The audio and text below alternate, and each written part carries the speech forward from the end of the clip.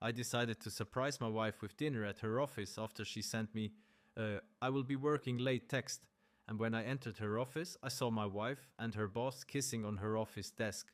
I left without a word, blocked all the cards, and changed the locks. But then, something happened that no one expected.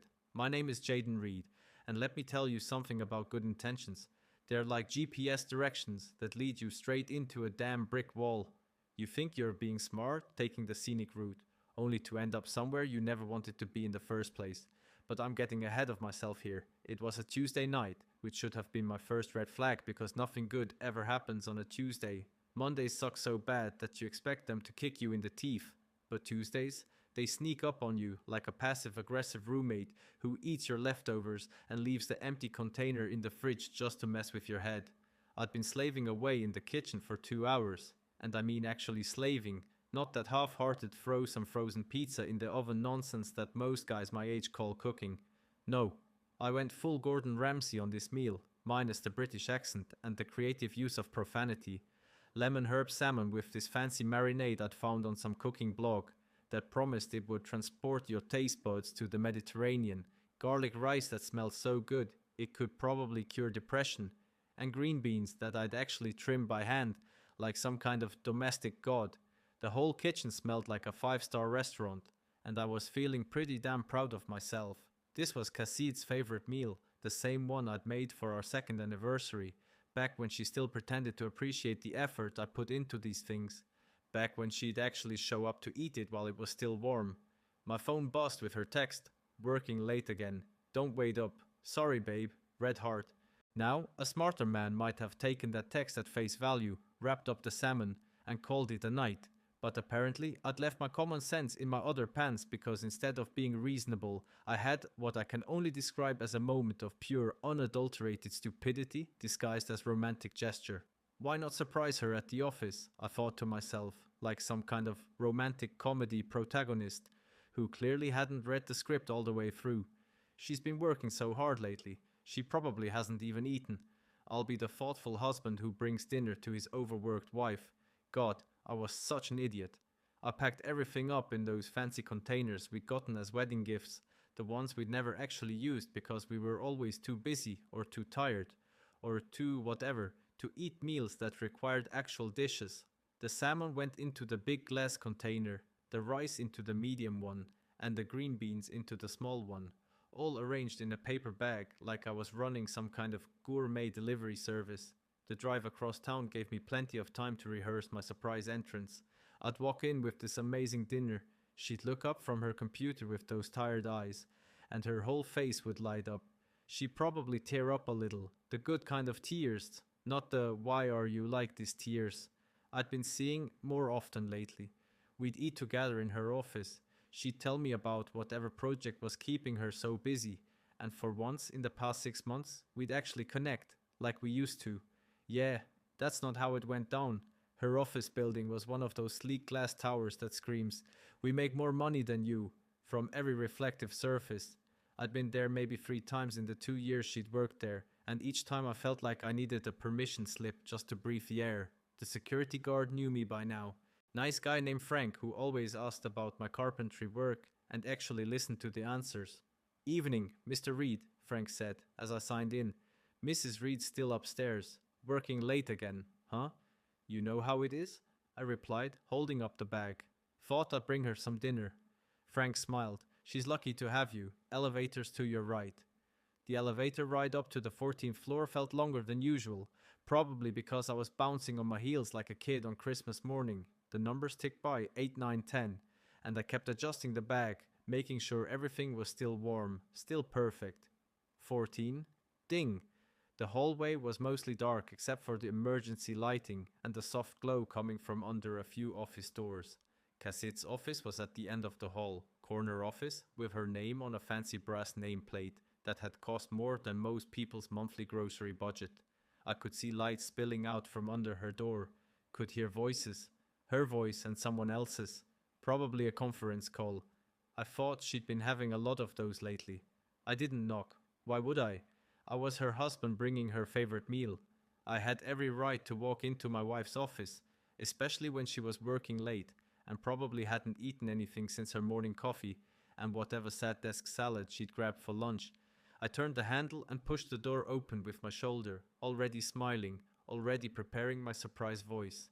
And that's when my entire world decided to pack up and move to a different zip code. There she was, my wife, Cassidy Reed, who wore my ring and shared my last name and had promised to love, honor, and cherish me until death do us part. She was on her desk, not sitting at it, but actually on it, like it was furniture built for a completely different purpose. Her skirt was hiked up, her blouse was half unbuttoned, and her legs were wrapped around Martin Darrell, her boss. Martin freaking Darrell, the guy who looked like he'd stepped out of a men's cologne ad and probably spent more on hair products than I made in a month. His hands were on her waist, gripping her like she was something he owned, and her hands were tangled in his perfectly styled hair, while their mouths were locked together in the kind of kiss that definitely wasn't discussing quarterly reports. The bag slipped from my fingers. I didn't hear it hit the floor, didn't hear the containers rattle, didn't hear anything except the sound of my own heart trying to hammer its way out of my chest. Time did that weird thing, where it stretches and compresses all at once. I was standing there for an eternity in no time at all. Neither of them saw me. They were too busy being the worst kind of cliché, too caught up in their little office romance to notice that the guy who'd been paying half of her car payment and all of the mortgage had just walked in on their private meeting. I didn't speak. What was I supposed to say? Excuse me, you're sitting on my wife. Sorry to interrupt, but I brought dinner.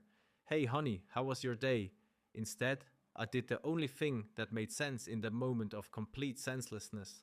I turned around, walked out, and pulled the door shut behind me with the kind of quiet precision that comes from years of trying not to wake someone up when you come home late.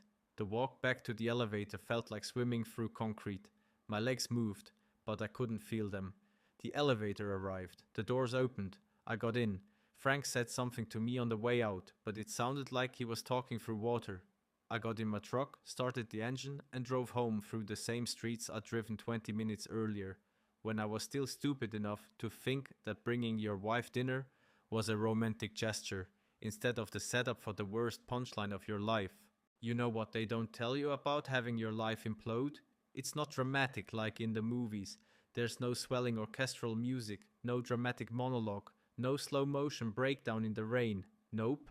It's just you sitting in your truck in your own driveway, staring at the house that suddenly feels like someone else's property, wondering when exactly you became the punchline to a joke you didn't even know was being told. I sat there for God knows how long, engine running, heat blasting, but feeling colder than a penguin's backside in Antarctica. The radio was off. Hell, everything was off. My brain had basically put up an out of order sign and called it a day. The silence wasn't peaceful. It was the kind of quiet that presses against your eardrums like it's trying to squeeze the thoughts right out of your skull. My hands were still gripping the steering while like it was the only thing keeping me from floating away into space. White knuckles, cramped fingers, the whole 9 yards. I kept replaying what I'd seen like some kind of masochistic highlight reel. Cassidy on that desk, Martin's hands on her waist, the way she'd kissed him, like she meant it, like she'd been thinking about it all day, like maybe she'd been thinking about it for months. How long had this been going on? That was the question that kept circling my brain like a vulture. Was this the first time? The 10th? Had they been planning this? Or was it some spur of the moment thing that just happened to coincide with me deciding to play the devoted husband? And more importantly, how the hell had I been so blind? All those late nights, all those work emergencies, all those times she'd come home and gone straight to the shower, claiming she needed to wash off the stress of the day. Jesus Christ, I've been living with a stranger for months and never even noticed.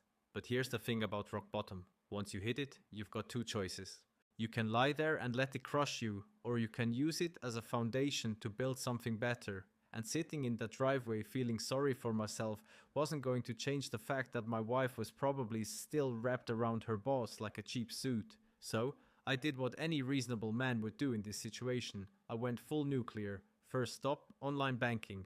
Thank God for smartphones and mobile apps because I was about to become the most efficient scorned husband in the history of scorned husbands. Every joint account we had, checking, savings, that little emergency fund, we'd been building for our someday vacation to Europe, I transferred it all into my personal account, the one she'd never had access to because, ironically, I'd wanted to keep some financial independence. Funny how that worked out. Then came the credit cards. Oh, Cassidy loved those credit cards. Loved them like they were personal shopping assistants paid to make her happy.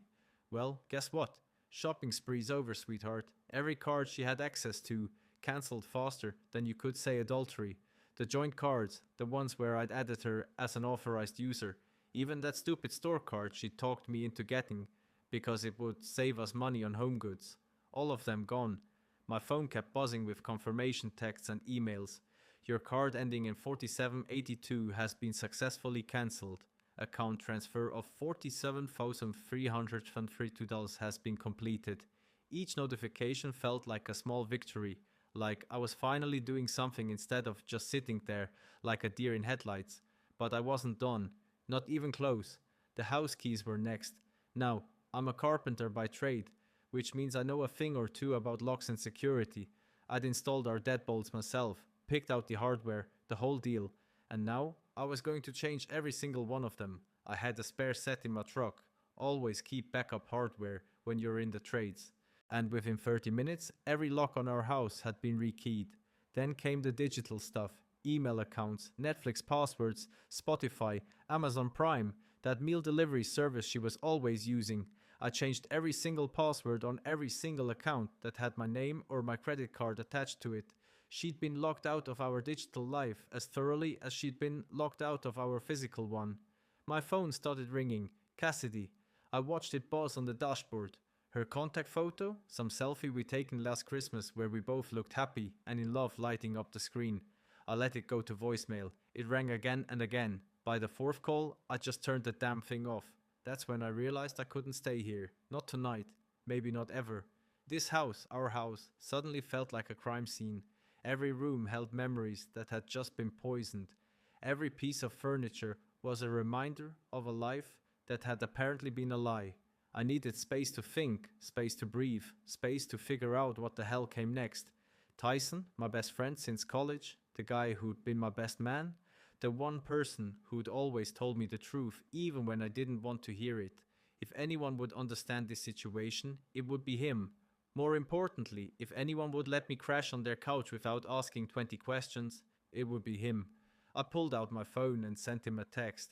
I'm coming over, don't ask questions. His response came back in less than a minute. Doors open, ears cold. God, I love that guy. I went inside just long enough to pack a bag, clothes for a few days, toiletries, my laptop, some work tools in case I needed a distraction. The house felt different now, like it belonged to someone else.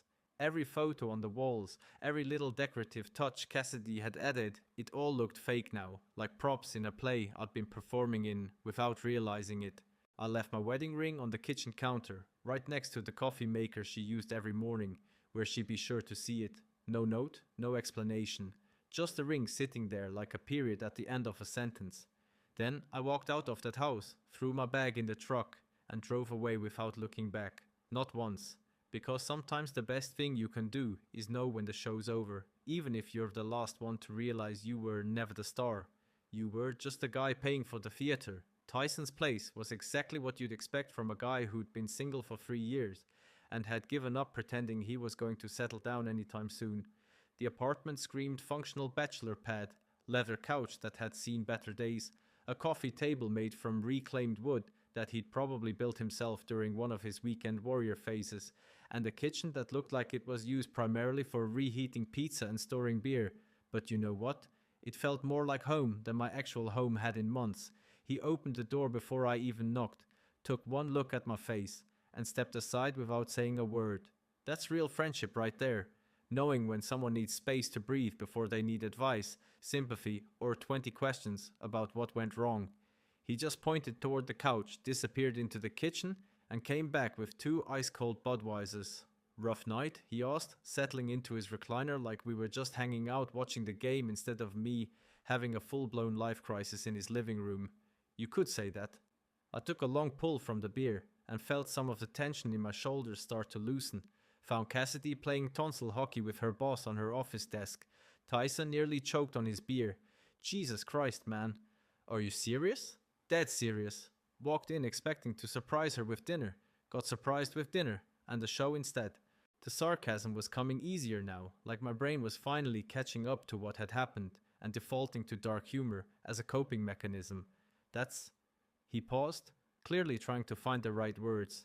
That's seriously messed up, dude. I'm sorry. Yeah, well, join the club. Population me. I leaned back into the couch cushions and closed my eyes. But here's the thing. I'm not just sitting around feeling sorry for myself. I already started taking care of business. That got his attention. Tyson sat forward, eyebrows raised. What kind of business? The kind that involves making sure she can't spend another dime of my money or get back into my house. I ran through everything I'd done, the bank accounts, the credit cards, the locks, the passwords. With each item on the list, I watched Tyson's expression shift from concern to something that looked suspiciously like pride. Damn, Jaden, you don't mess around when you're pissed off. I'm not pissed off, I said, and realized I actually meant it. I'm done. There's a difference. Pissed off implies I want to fight about it, want to argue, want to try to fix things. Done means I'm moving forward, with or without her. And I'm pretty sure it's going to be without. That first night at Tyson's, I barely slept. Not because I was heartbroken, well, not entirely, but because my brain was running calculations, like some kind of divorce algorithm. What assets did we have? What debts? How long would this take? What was I going to need to protect myself legally? By morning, I made a decision. I needed a lawyer, and not just any lawyer. I needed someone who specialized in making sure cheating spouses didn't get to profit from their betrayal. Lucky for me, Tyson knew just the person. Camilla Rivers, he said, over coffee that actually tasted decent for once. She handled my sister's divorce 2 years ago. Complete shark in the courtroom, but fair. And she doesn't mess around with the emotional stuff. She focuses on results. Sounds perfect. Can you get me her number? 20 minutes later, I was dialing a family law office, expecting to leave a voicemail and wait 3 days for a call back like every other professional service in this city. Instead, Camilla Rivers picked up on the first ring herself. Rivers Family Law. This is Camilla. Miss Rivers. My name is Jaden Reed. Tyson Maxwell referred me. I need to file for divorce and I need to do it right. Adultery, she asked, cutting straight to the chase, among other things. Yeah. How long have you been married? 3 years. Any kids? No. Assets? House, joint savings, retirement accounts? Pretty standard stuff. When did you discover the affair? Last night. About 4 hours ago. There was a pause and I could hear her typing. And what have you done since then? I told her everything. The financial moves, the locks, the passwords, the whole systematic dismantling of our shared life. When I finished, she was quiet for a moment. Mr. Reed, in 20 years of family law, I can count on one hand the number of clients who've shown this level of strategic thinking in the first 24 hours. Most people spend weeks crying into their coffee and making emotional decisions that hurt their case later. I'm not most people. No, you're not. And that's going to work in your favor. Can you be here at 2:12 today? I'll be there. Good. Bring everything. Bank statements, credit card records, mortgage documents, any evidence of the affair. We're going to make sure this divorce is clean, quick, and heavily weighted in your favor. What about her? Won't she fight back? Camilla's laugh was sharp and confident. Mr. Reed, emotion doesn't win cases. Paper does. Documentation, evidence, financial records. That's what matters in a courtroom. And from what you've told me, you've got plenty of paper, and she's got plenty of explaining to do.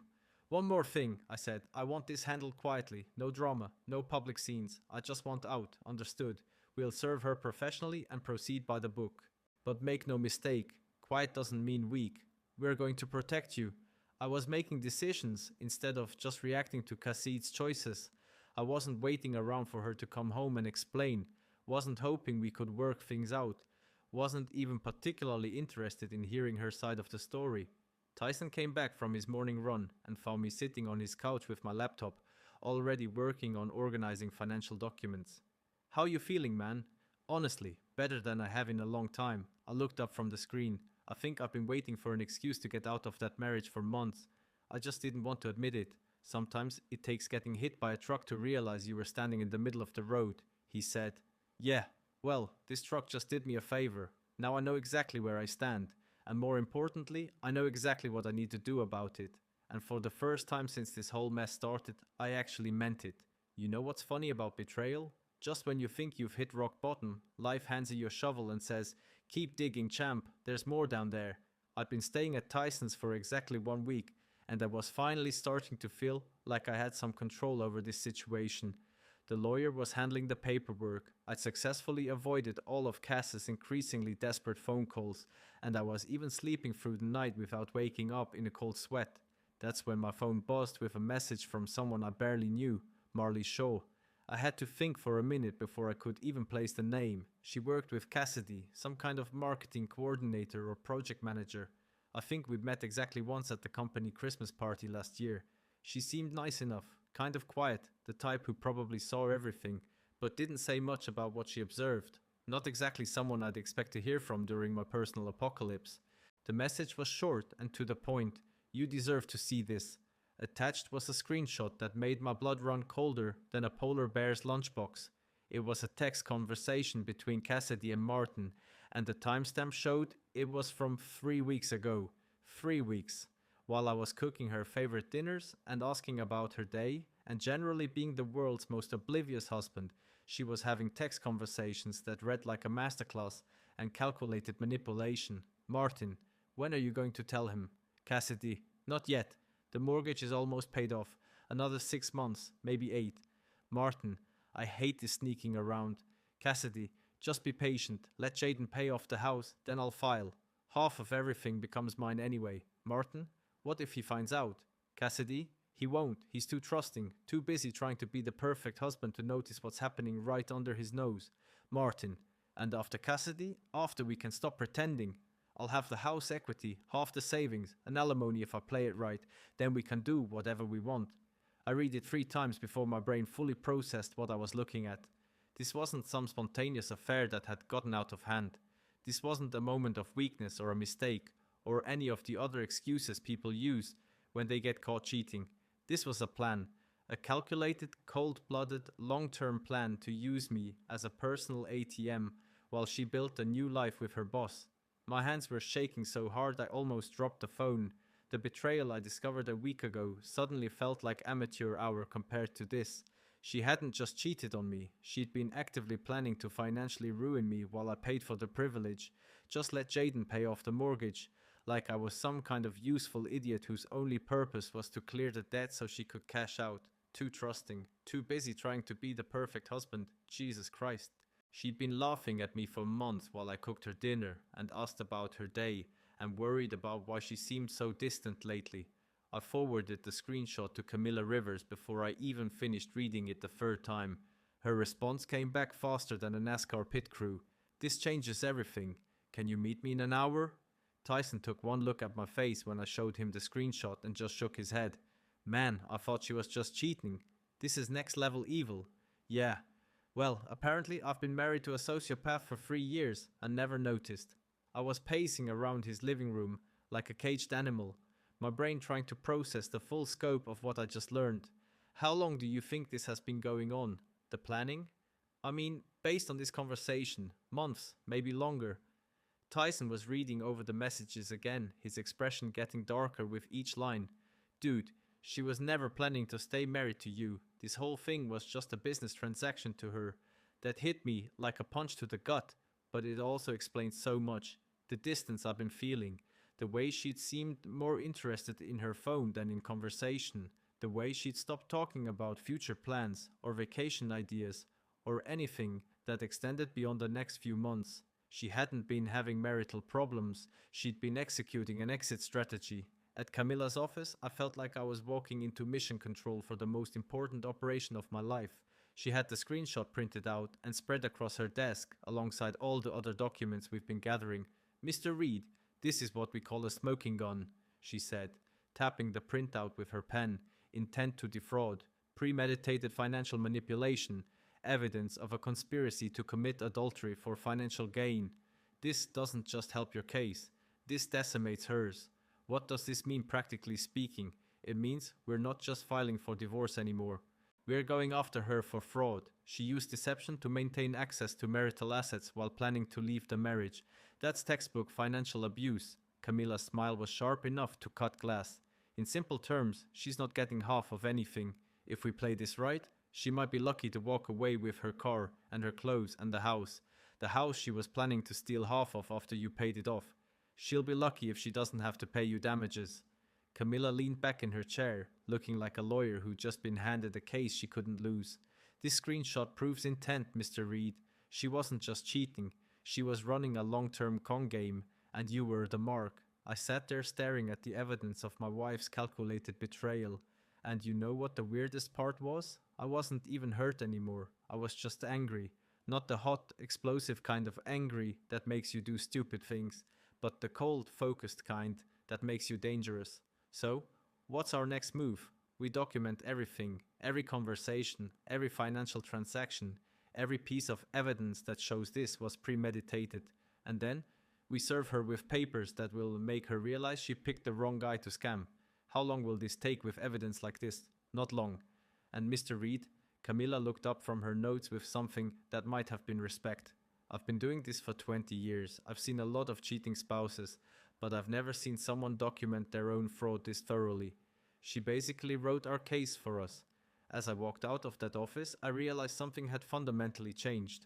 I wasn't a betrayed husband anymore trying to figure out where his marriage went wrong. I was a guy who discovered that his business partner had been embezzling from their joint account, and now it was time to call in the auditors. Cassidy thought she was playing chess while I was playing checkers. Turns out, I wasn't even playing her game anymore. I was playing an entirely different sport, and I had home field advantage. If you've never sat in a lawyer's conference room while someone methodically destroys your entire marriage with color-coded file folders and legal tabs, let me tell you, it's like watching a really expensive autopsy, except instead of figuring out what killed the body, you're figuring out exactly how much you're lying. Cheating wife thought your trust was worth in cold, hard cash. Camilla's office had this big mahogany conference table that probably cost more than my truck, and she turned it into what looked like the war room for Operation Screw over Cassidy.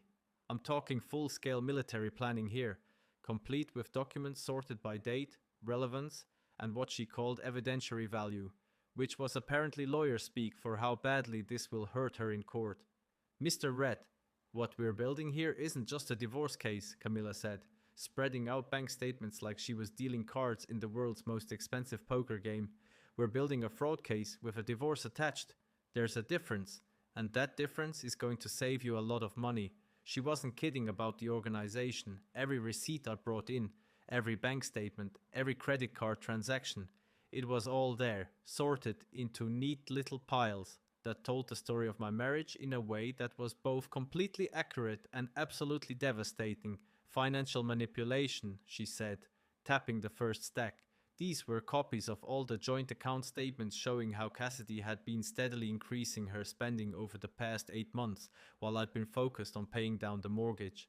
Dinners with clients that I now realized were probably dates with Martin, shopping trips that she'd explained as work clothes, but were clearly way beyond anything she needed for her job. Weekend girls trips that suddenly made a lot more sense in the context of that screenshot. Premeditated fraud, she continued, moving to the second pile. This was the gold mine. Copies of all the text messages Morley had sent me, printed out and highlighted like evidence in a murder trial, which in a way I guess it was the murder of my marriage with Cassidy, holding the smoking gun and a detailed confession intent to deceive, she said, indicating the third stack. This was documentation of all the lies. The late nights at work that I'd now confirmed with Marley were actually dinner dates, the work conferences that didn't exist, the overtime payments that had never shown up in our joint account because she'd been depositing them into a personal account I didn't even know existed. But the fourth pile was my personal favorite, intent to commit theft. This was where Camilla had calculated exactly how much money Cassidy had been planning to steal from me through her little pay off the mortgage, then divorce him scheme. Turns out, if her plan had worked, she would have walked away with roughly $180,000 in house equity, plus half of our savings, plus potential alimony, all while I got to keep the debt and the betrayal. She essentially treated your marriage like a business investment, Camilla explained, pulling out a calculator that probably had more computing power than the space shuttle. She put in 3 years of fake affection and got access to your income, your credit, and your assets. Then she planned to cash out at maximum value while leaving you with minimum return. Jesus Christ, I muttered, staring at the numbers. I've been married to a con artist. A particularly stupid con artist, Camilla corrected. Smart criminals don't document their crimes and text messages. But lucky for us, your wife apparently thought she was smarter than everyone else in the room. That's when she pulled out what she called the nuclear option, a thick folder labeled counterclaims and asset recovery. This wasn't just about preventing Cassidy from stealing from me. This was about making her pay for what she'd already taken. We're going after her for fraudulent conversion, Camilla explained, flipping through pages that might as well have been written in ancient Greek for all I understood them. Every dollar she spent on her affair, every lie she told to access marital funds, every deceptive action she took, we're treating it as theft and demanding restitution. Can we actually do that, Mr. Reed? She stole from you. She just did it with your own credit cards instead of breaking into your house. Theft is theft, whether it's committed by a stranger or a spouse. Her smile was the kind of expression that probably made opposing lawyers wake up in cold sweats. Plus, we have something most fraud cases don't have, a written confession of intent. She was right. That screenshot wasn't just evidence of an affair.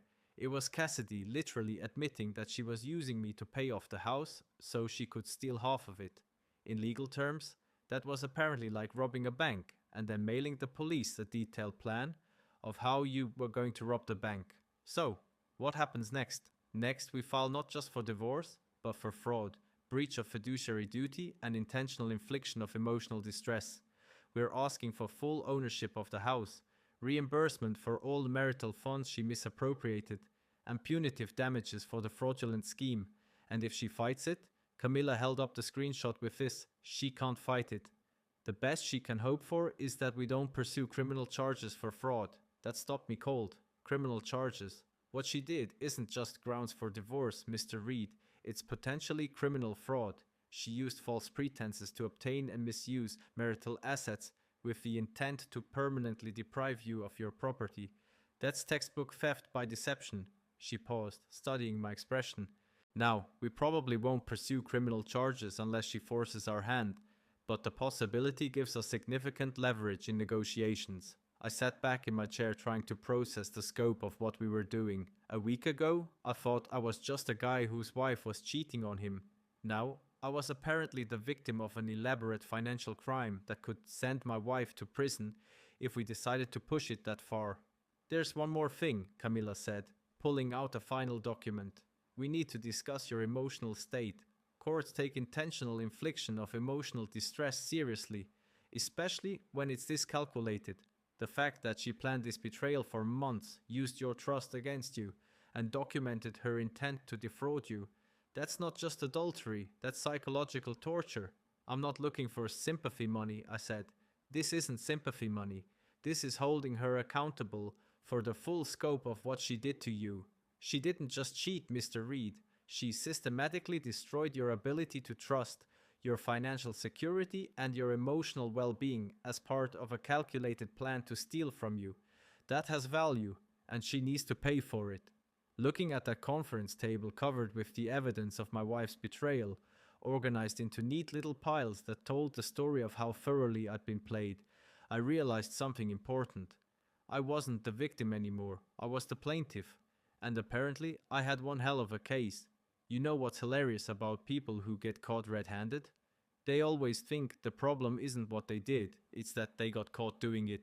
Like somehow, if they can just explain themselves well enough, reality will magically rearrange itself to make their betrayal seem reasonable.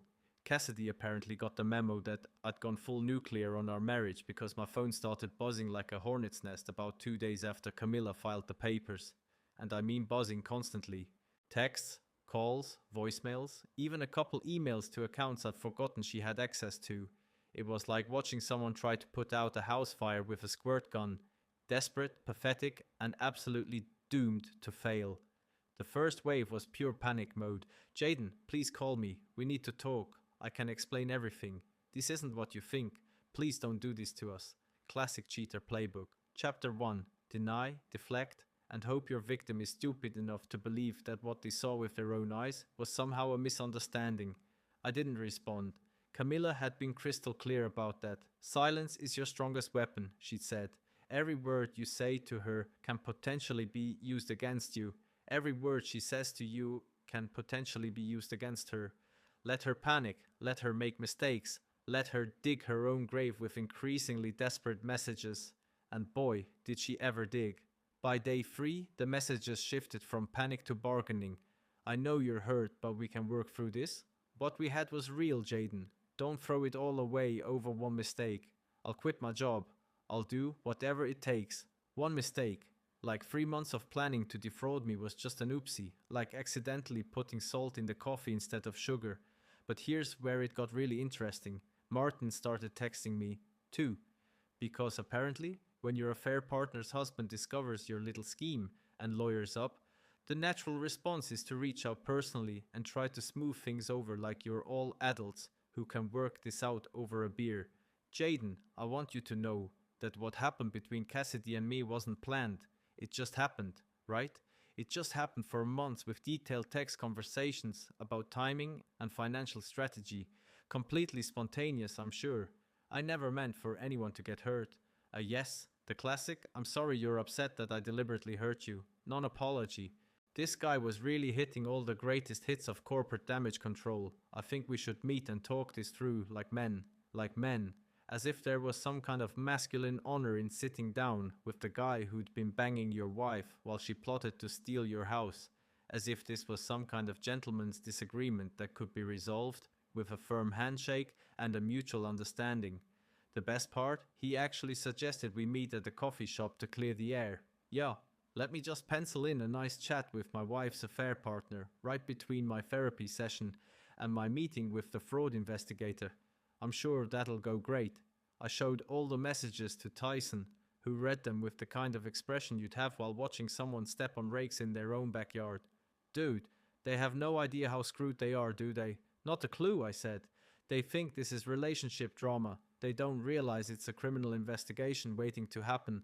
By the end of the first week, the messages had shifted again, this time to anger, which was actually refreshing, because at least it was honest. You're being vindictive. This is excessive. You're destroying my career over a mistake.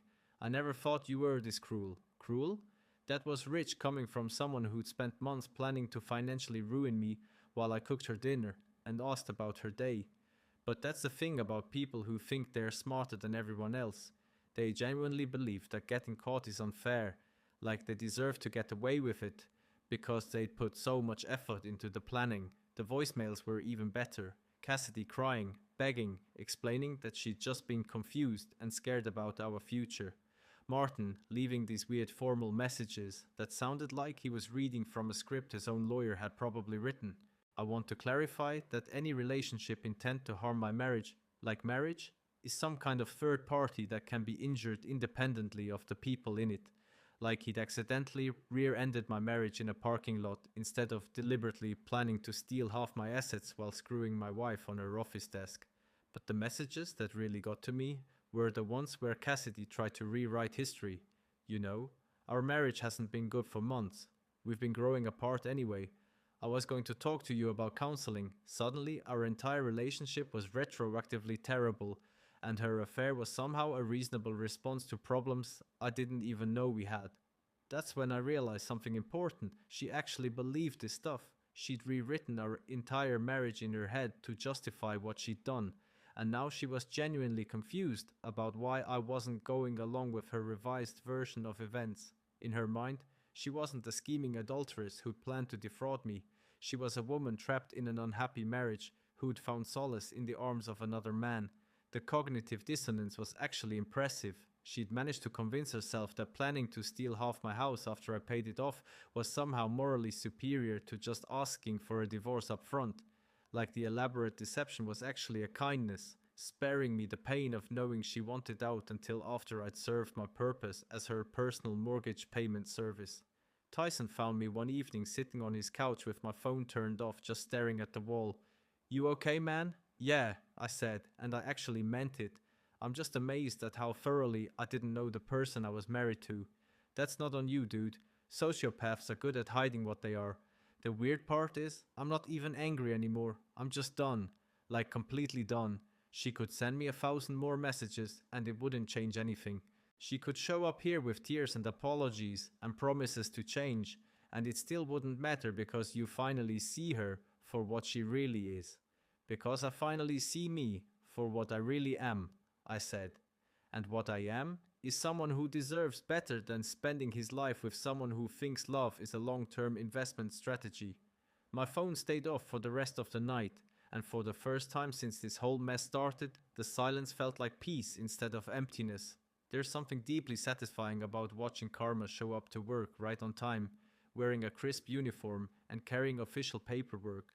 I'm talking about the kind of cosmic justice that makes you believe the universe has a sense of humor and occasionally enjoys a good revenge plot. Camilla had called me 2 days earlier with news that made my week. The papers are ready and I've arranged for service. Where would you like this to happen now? Most people would probably choose the safe private option, have the papers delivered to her house, maybe her car, somewhere discreet, where she could process the shock without an audience. But here's the thing about being systematically betrayed by someone you trusted. It changes your perspective on what constitutes appropriate public behavior. Her office, I said without hesitation during business hours. Make sure it's when people are around. There was a pause on the other end of the line. Mr. Reed, are you sure? That's going to be public. Camilla, she screwed her boss on her office desk while I was home cooking her dinner. Public ship has already sailed. I'm just making sure it docks at the right port. I like your style. I'll arrange for service at 2 p.m. on Friday. Peak workplace visibility. The beauty of it was poetic justice at its finest. She'd chosen that office as the scene of her betrayal, so it seemed only fitting that it should also be the scene of her consequences. Plus, there was a certain symmetry to the whole thing. I'd walked into that building as the oblivious husband bringing dinner, and now I was going back as the plaintiff serving divorce papers for fraud. I didn't have to be there for the actual service, but wild horses couldn't have kept me away. I wanted to see her face when she realized that her carefully planned exit strategy had just become her entrance to legal hell. Call it petty, call it vindictive, call it whatever you want. I called it closure. I parked across the street from her office building at 1:45 p.m. and waited. The process server was a professional named Dave, who looked like he'd been delivering bad news for 20 years and had perfected the art of staying calm while other people's worlds exploded. He'd called to confirm the timing and location, and his instructions were simple. Find Cassidy Reed in her office on the 14th floor and hand her a manila envelope that would officially end her marriage and potentially start criminal proceedings against her. At exactly 2 p.m., I watched Dave walk through the glass doors of the building where my wife had planned my financial destruction. He was carrying a leather briefcase and wearing the kind of confident expression that said he'd done this 1,000 times before and knew exactly how it was going to play out. I waited in my truck, watching the building like it was about to explode, which in a way it was. Somewhere up on the 14th floor, Cassidy was about to discover that actions have consequences, that planning to defraud your husband isn't as foolproof as it seems, and that screenshots of text messages have a funny way of ruining your day. 20 minutes later, Dave walked back out of the building. He spotted my truck across the street and gave me a subtle thumbs up before getting in his car and driving away. Mission accomplished. The papers had been served, and somewhere upstairs, my wife was probably reading through legal documents that explained exactly how screwed she really was. But I wasn't done yet. I wanted to see her reaction for myself. I got out of my truck and walked across the street through the same glass doors I'd walked through 2 weeks earlier, with a bag of lemon herb salmon and the naive belief that I was married to someone who actually loved me. Frank, the security guard, recognized me immediately. "Hey, Mr. Reed, haven't seen you in a while. Here to see Mrs. Reed." "Something like that," I said, signing in on the visitor log. "Is she upstairs?" "Far as I know." Seemed a little rattled when I saw her a few minutes ago, though. "Everything okay?" "Everything's perfect, Frank. Just perfect." The elevator ride to the 14th floor felt different this time. 2 weeks ago, I'd been nervous with anticipation, excited to surprise my wife with her favorite meal. Now I was calm with certainty, satisfied to witness the consequences of her choices. The nervous energy was gone, replaced by something that felt suspiciously like peace. The hallway was busier than it had been that night. People walking between offices, carrying files, having conversations about quarterly projections and marketing strategies, normal office stuff, which made what I was about to see even more satisfying. I could hear her before I could see her. Casside's voice, higher than usual, stressed and shaky, coming from her corner office. The door was open, and there were people gathered around, co-workers who probably heard about the process server and were trying to figure out what kind of legal drama had just invaded their workplace.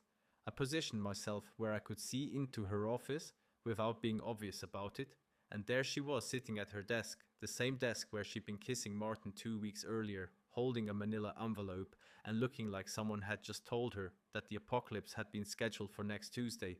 Her face was pale, her hands were shaking, and she kept reading through the papers like she couldn't quite believe what she was seeing, which made sense because what she was seeing was a lawsuit that demanded not just a divorce, but financial restitution for fraud, punitive damages for intentional infliction of emotional distress, and a detailed accounting of every dollar she'd spent on her affair. Martin was there too, standing behind her desk with the kind of expression that suggested he was finally beginning to understand that sleeping with a married woman wasn't just morally questionable, it was potentially legally expensive. He kept looking over her shoulder at the papers, and I could practically see the moment when he realized that his name was mentioned in several of the legal documents as a co-conspirator in the fraud scheme. "What does this mean?" I heard him ask, his voice tight with barely controlled panic. "It means we're Martin," Cassidy replied, her voice breaking slightly. "It means he knows everything." And that's when she looked up from the papers and saw me standing in the hallway, watching her world collapse in real time. Our eyes met across the busy office space, and for a moment everything else faded away. It was just her and me, the woman who planned to destroy my life and the man who beaten her to the punch. I didn't say anything. I didn't need to. I just stood there for a few seconds, let her see that I was calm and controlled, and completely unbroken by what she'd done to me. Then I smiled. Not a cruel smile, not an angry smile, just a satisfied smile of someone who finally gotten the justice he deserved. Then I turned around, walked back to the elevator, and left her to explain to her co-workers why a process server had just delivered legal papers that accused her of running a months-long fraud scheme against her own husband. I left her to figure out how to tell Martin that their affair wasn't just career suicide. It was potentially criminal conspiracy.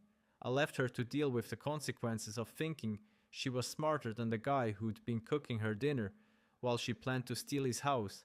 And I walked out of that building for the second time, but this time I was walking toward my future instead of away from my past. You know what's weird about selling a house? It's not just the financial transaction or the paperwork or even the stress of finding buyers who won't lowball you into bankruptcy. It's the moment when you realize that what you thought was your home was actually just a building where you happened to store your stuff and your delusions about having a happy marriage. I'd made the decision 3 days after serving Cassidy the papers. I was sitting in Tyson's living room, scrolling through real estate listings on my laptop when it hit me like a ton of bricks wrapped in an eviction notice. I couldn't go back to that house. Not ever. Every room was contaminated with memories that had been retroactively poisoned by the truth about who I'd been married to. The kitchen where I'd cooked all those dinners while she texted her lover about exit strategies. The bedroom where we'd slept side by side while she planned to rob me blind. The living room where we'd watched Netflix and made small talk while she calculated how much my trust was worth in dollars and cents. The whole place was like a crime scene where the crime was my own stupidity. But here's the beautiful thing about hitting a rock bottom. Once you're down there, you get to decide what you want to build on the wreckage. And what I wanted to build was a life that didn't include a single reminder of the 3 years I'd spent being played by someone who thought love was a business transaction. So I called a realtor, not just any realtor, but Karen Martinez, the same woman who'd helped us buy the place 3 years earlier when we were young and stupid and thought that we found our forever home. She remembered me, remembered us, and when I explained the situation, she didn't even try to talk me out of it. "Jaden, honey, I've been doing this for 15 years, she said over the phone. I've seen plenty of divorce sales, and I can tell you right now that keeping a house just because you put money into it is like keeping a shirt just because it's expensive even though it doesn't fit anymore and makes you look terrible. So, you think I'm making the right call? I think you're making the only call that makes sense. How soon do you want to list it?" "Yesterday." I'll be there tomorrow morning with the paperwork. The next few days were a blur of staging and photography and open houses that felt like watching strangers audition to live in the museum of my failed marriage.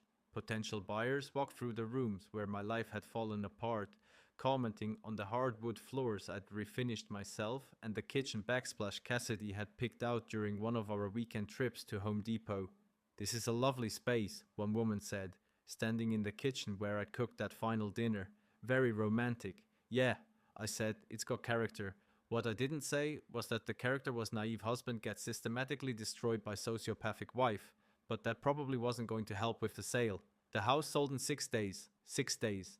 Apparently, the market for 3-bedroom colonials with updated kitchens and recent heartbreak was pretty strong. The buyers were a young couple who reminded me of Cassidy and me 3 years earlier, full of plans and optimism, and completely convinced that they'd found their happily ever after.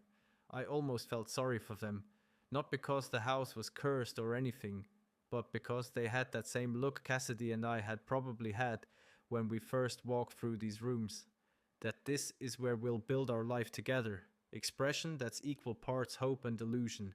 But hey, maybe they'd actually make it work. Maybe they'd actually love each other instead of using each other. Maybe their marriage would last longer than it took to pay off the mortgage. The closing was scheduled for 2 weeks later, which gave me plenty of time to pack up everything I wanted to keep and figure out what to do with everything I didn't. It's amazing how much stuff you accumulate when you think you're building a permanent life with someone.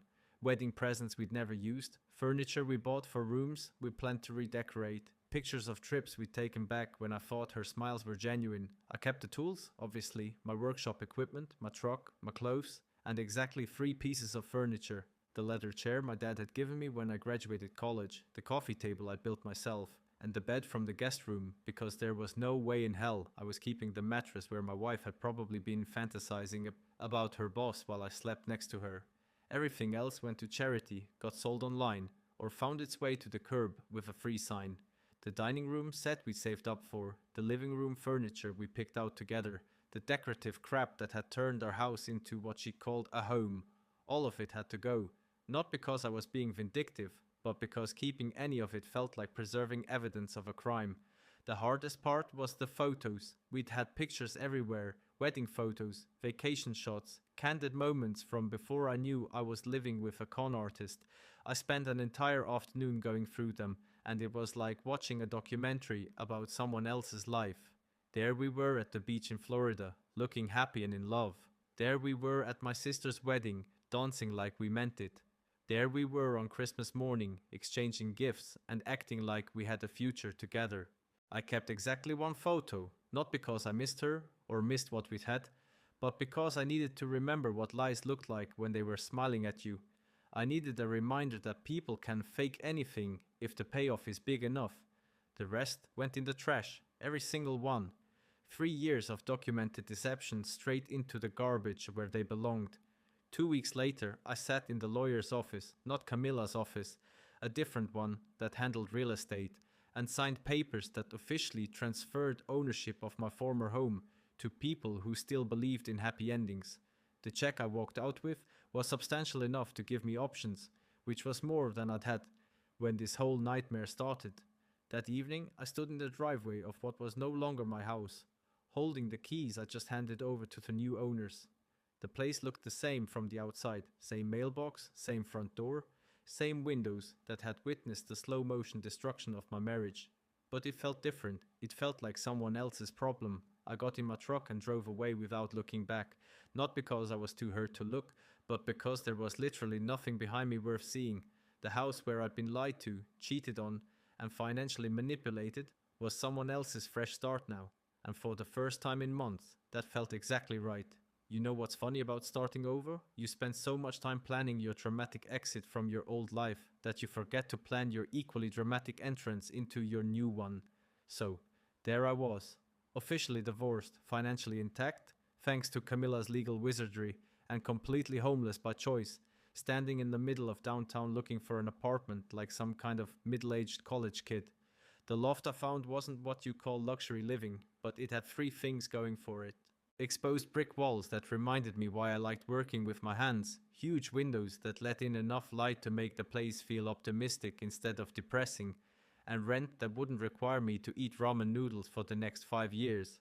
Oh, and it was directly above a coffee shop called Grind Coffee, which sounded like either a great convenience or a guaranteed way to develop a caffeine addiction that would make my divorce settlement look like pocket change. The building was one of those converted warehouses that developers love to market as urban loft living to people who want to feel artistic without actually having to be artists. The kind of place where you pay extra for the privilege of hearing your upstairs neighbor's every footstep and pretending that exposed ductwork is a design feature instead of a cost-cutting measure. But it was mine. No shared mortgage, no joint lease, no our place that came with emotional baggage and bitter memories. Just my name on the lease, my deposit, my choice. After 3 years of everything being ours, the concept of mine felt revolutionary. I'd been living there for exactly 2 weeks when I first met Sierra Thorne, and let me tell you, meeting someone new when you're fresh out of a marriage that ended with fraud charges is like trying to date with a giant neon sign over your head that says, "Recently betrayed. Handle with care." I was coming down the stairs with a bag of garbage, because apparently one of the joys of loft living is carrying your trash down 3 flights of stairs to reach the dumpster, when I nearly collided with a woman carrying what looked like 50 lb of coffee beans. "Whoa, sorry," I said, stepping aside to let her pass. "Didn't see you there." "No worries," she replied, shifting the bag to get a better grip. "These stairs are a death trap when you're carrying anything heavier than a paperclip." That's when I actually looked at her, instead of just noticing her as an obstacle between me and the dumpster. Sierra was probably in her early 30s, with the kind of practical beauty that didn't need makeup to be noticeable. She had shoulder-length brown hair that looked like she, and the kind of easy smile that made you want to smile back without thinking about it. "You must be the new tenant," she said, setting the coffee bag down for a moment. "I'm Sierra. I run the cafe downstairs." "Jaden," I said, extending my hand. "And yeah, just moved in a couple weeks ago. Sorry about the noise. I'm still figuring out which floorboards creak. Trust me, after 2 years of running a coffee shop, I sleep through everything, including the espresso machine directly below my apartment." She paused, tilting her head slightly. "Wait, are you the guy who's been ordering black coffee every morning at exactly 7:15? Guilty is charged. Is that a problem?" "Not at all. I was just impressed by the consistency. Most people's coffee habits are chaos, but you're like clockwork." She picked up the coffee bag again, although I have to ask, black coffee, no cream, no sugar, no fancy flavoring. I like things simple these days. Something in my tone must have suggested that there was a story behind that statement, because she gave me a look that was part curiosity and part understanding. Fair enough. Simply is underrated. That should have been the end of the conversation. Polite neighbor, small talk, exchange of names. Everyone goes about their business. But Sierra didn't seem to be in a hurry to end the interaction. And honestly, neither was I. It had been weeks since I'd had a conversation with someone who didn't know about my recent divorce, didn't want to discuss legal strategy, and wasn't trying to fix my life with unsolicited advice. "So, what do you do?" she asked. "Besides, drink black coffee with military precision." "I'm a carpenter, mostly custom cabinets, built tints, that sort of thing." "You coffee shop owner obviously, but I also do some freelance graphic design when the cafe slow keeps the creative side of my brain from atrophying." She gestured toward the building. "This place used to be a textile factory back in the day. I bought the ground floor 2 years ago and converted it into the cafe. The owner let me have first dibs on the apartments upstairs when they finished the renovations." "So, you've been here since the beginning?" "Pretty much. Watch this whole neighborhood transform from industrial wasteland to hipster paradise."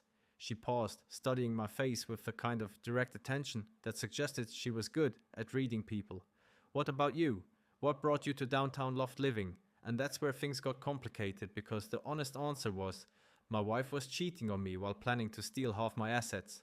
So, I divorced her, sold our house, and decided to start over somewhere. That doesn't remind me of being systematically betrayed by someone I trusted, but you can't just dump the kind of information on someone you have known for 5 minutes, especially someone who seems genuinely nice, and probably doesn't deserve to have her day ruined by strangers' relationship trauma. "Life changes," I said. which was the truth without being the whole truth. Sometimes you need a fresh start. Sierra nodded, like that made perfect sense. I get that. I moved here after my last relationship ended. Sometimes geography is the best therapy. There was something in the way she said it that suggested she understood more than she was letting on. Not the kind of understanding that comes from curiosity or sympathy, but the kind that comes from experience. Like maybe she'd had her own reasons for needing a fresh start.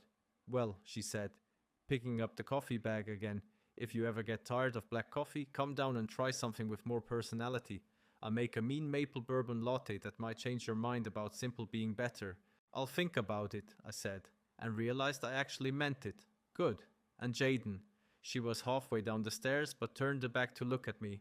Welcome to the neighborhood. I think you're going to like it here. As I watched her disappear around the corner, carrying 50 lbs of coffee beans like they weighed nothing, I realized something unexpected.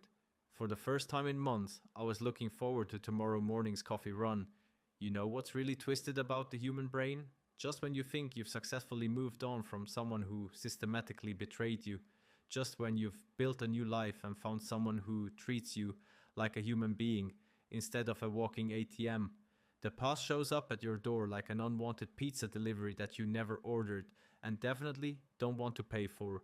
It was a Tuesday morning because apparently all the significant moments in my life were destined to happen on Tuesdays, and I was getting ready to head downstairs for my daily coffee ritual with Sierra. We've been doing this dance for about 3 months now, this careful progression from neighbor small talk to actual friendship to something that felt suspiciously like the beginning of something real. She'd started saving me a maple bourbon latte every morning, even though I'd never actually ordered one. I'd started showing up 15 minutes early, just to help her move the heavier supplies around.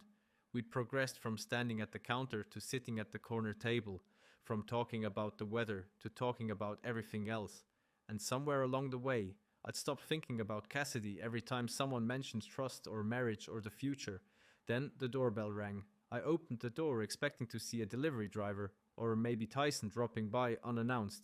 But instead, I found a cardboard box sitting on my doormat like some kind of emotional landmine. No delivery truck in sight, no signature required.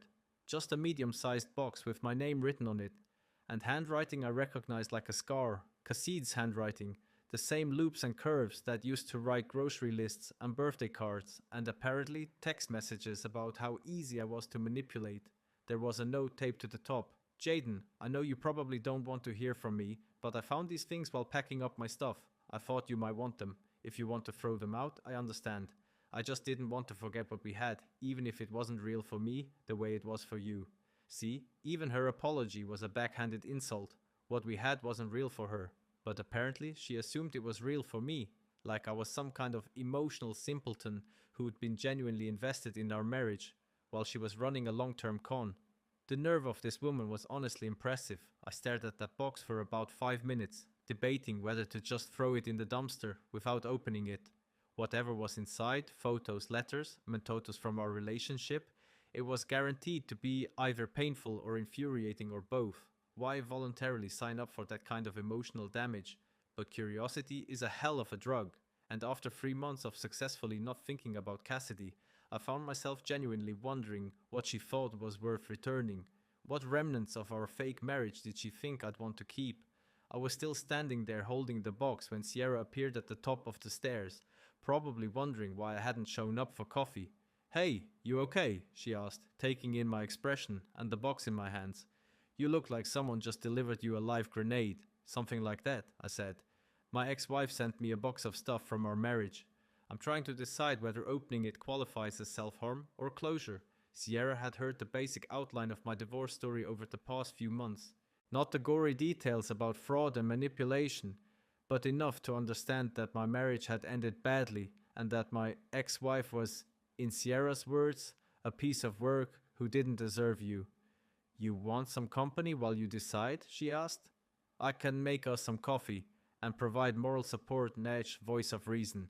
You don't have to do that. It's probably going to be weird and depressing. Jaden, I've been divorced too. I know what it's like to get unexpected packages from your past." She smiled, but there was something serious in her eyes. Sometimes it helps to have someone else there to remind you that whatever's in that box, it's just stuff. It can't actually hurt you unless you let it.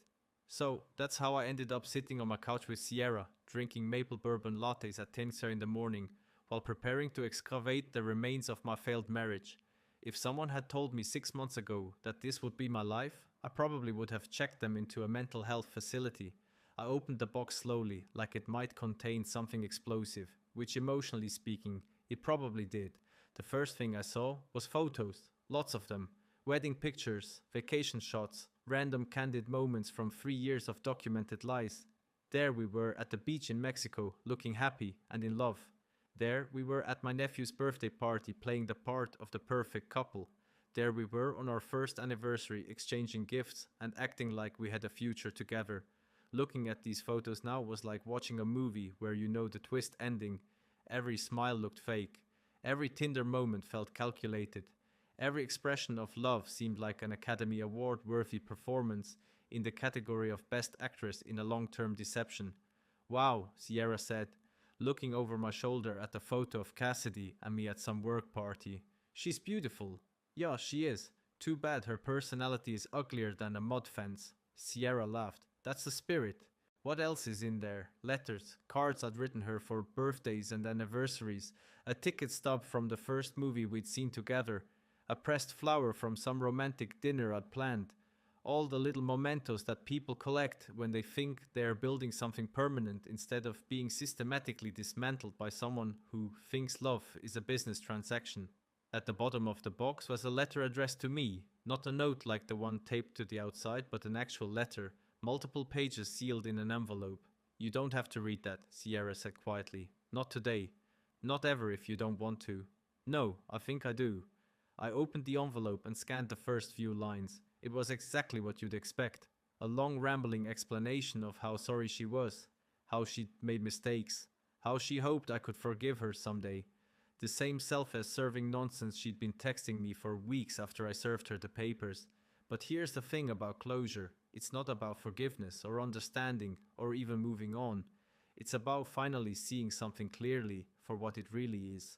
And what I saw looking at that box of memories and reading that letter was the complete and total absence of anything worth keeping.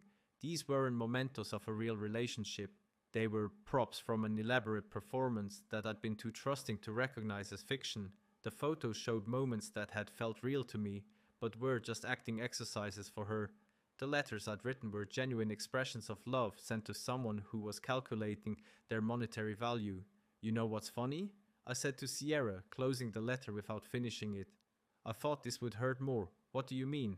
I thought seeing all this stuff would make me sad or angry or nostalgic or something, but it doesn't.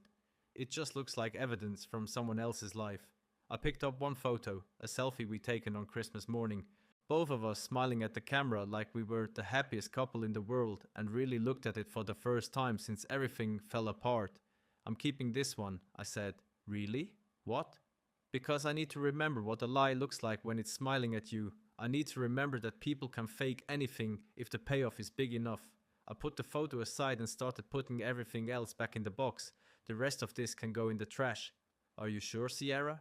You can't rebuild your life while you're still carrying around the wreckage of your old one. I spent 3 years building something with someone who was never really there. I'm not going to spend the next 3 years mourning something that was never real. I closed the box and set it by the door. Later, I take it down to the dumpster where it belonged. But right now, I had something more important to do. Wait here, I told Sierra and went to my workshop. I came back with a small wooden box I'd been working on for the past month. It was made from reclaimed barnwood with dovetail joints and a brass latch, the kind of craftsmanship that takes time and patience and genuine care. What's this? Sierra asked. This is for the things that actually matter, I said, opening the box to show her what was inside. The lease to this apartment, the business cards from my new clients, a photo of me and Tyson from last weekend, the receipt from our first real date last week. Sierra smiled, understanding immediately. You're starting a new collection. I'm starting a new life. And this time, I'm only keeping the real stuff. I handed her the box. This is yours if you want it. For all the moments we're going to build together, the real ones. She took the box and held it like it was made of something precious, which I guess it was.